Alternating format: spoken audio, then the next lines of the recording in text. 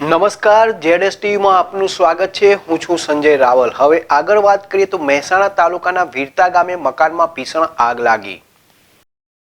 રાવલ બિપિનચંદ્ર ડાયાલાલ, ગામ વીરતા, મકાન માલિકના ઘરમાં આકસ્મિક શોર્ટ સર્કિટના કારણે આગ લાગવાથી ઘરમાં પડેલો માલ સામાન બળીને ભસ્મ થઈ ગયો। ત્યારે મકાન માલિકના ઘરમાં ભાડિયાત તરીકે સુથાર વિહાભાઈ રતિભાઈ રહેતા હતા। ત્યારે તે બહાર ગામ હોવાથી તેમના ધર્મપત્ની નીચે કામ કરી રહ્યા હતા। ત્યારે ઉપરના ભાગમાં શોર્ટ સર્કિટ યા કોઈ અગમ્ય કારણોસર આગ લાગવાથી ટોટલ લાકડાની કડીઓ તેની સાથે અનેક નાનું મોટું નુકસાન થવા પામ્યું હતું। ધુમાડાના ગોટે ગોટા ઉપર ઉડવા લાગ્યા હતા। ત્યારે તે વેરા માતાજી ચોકના અંદરથી કોઈ જોઈ જતા આવતા ભાઈઓના આગ દેખાણી તો તરત જ નીચે બેઠેલા બેનને વાત કરી કે ઉપરના ભાગમાં આગ ચાલુ છે। ત્યારે તે બેન તેમનો સામાન ગામના વડીલો ભાઈઓ બહેનો દ્વારા બચાવી એટલો સામાન બહાર લાવ્યા, પણ ઘણું ખરું નુકસાન થયું છે।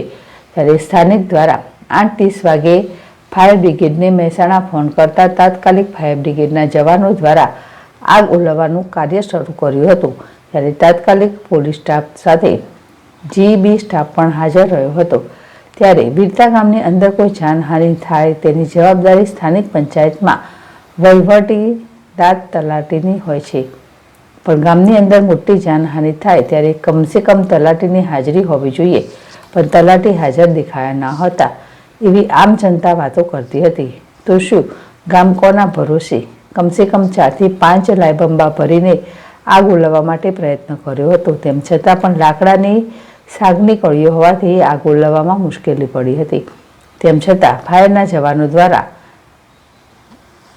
આગને કાબૂમાં લીધી હતી।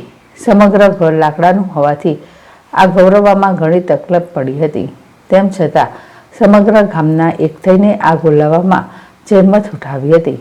સમગ્ર જહેમત બાદ ફાયર બ્રિગેડ દ્વારા આગ કાબૂમાં લીધી હતી, પણ ભાડિયાત રહેતા તેમનો સામાન બળીને ખાખ થઈ ગયો હતો। ત્યારે વધારે આગના કારણે તાત્કાલિક બીજો લાયબંબો બોલાવીને આગને કાબૂમાં લેવાનો પ્રયત્ન કર્યો હતો।